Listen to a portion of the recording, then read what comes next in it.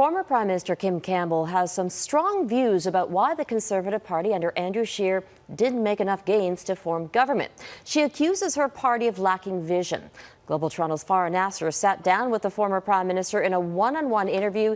She joins me now. Farah, how does Campbell feel about Scheer as a leader? Did she think he was ineffective? I asked her that, Robin, and she was quick to say that she didn't want to take pot shots at him because she'd been in that position herself before. But she was also quick to criticize his ambiguity on some of the more contentious issues that were brought up this election, issues like abortion. I think what's concerning about Andrew Scheer is that this lack of clarity, this unwillingness to sort of come out and say, even if that isn't the position that your party will necessarily take, because you may know that your personal position is not consistent with the broader mainstream of voters. I also did ask her who would be a better leader for the Conservative Party, and she wouldn't name names, but she did say that the next leader has to be brave when dealing with tough issues. She also said that Scheer and the Conservatives missed a key opportunity this election, especially when it came to climate change. I think, you know, they have to be serious. I mean, that's what I've been saying. I mean, if you're not serious about climate change, you know, you don't get my support. It's a very difficult issue, and it's one that we have to have adult conversations about it where we go. And to pretend it's not an issue is a non-starter for me.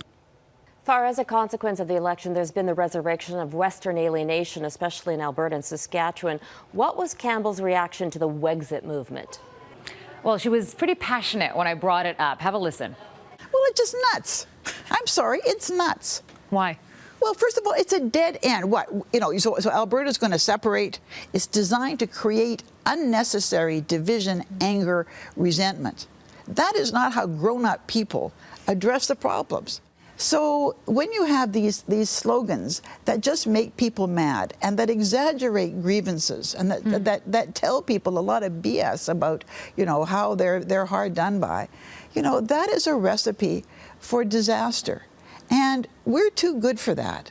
And Campbell used the phrase, "That's not how grown-ups handle issues," a lot during our discussion. And she said that in reference to some difficult issues that she acknowledged, things like Western alienation and equalization payments, and of course the issue of climate change. She said in some ways that Canada is a solution looking for a problem.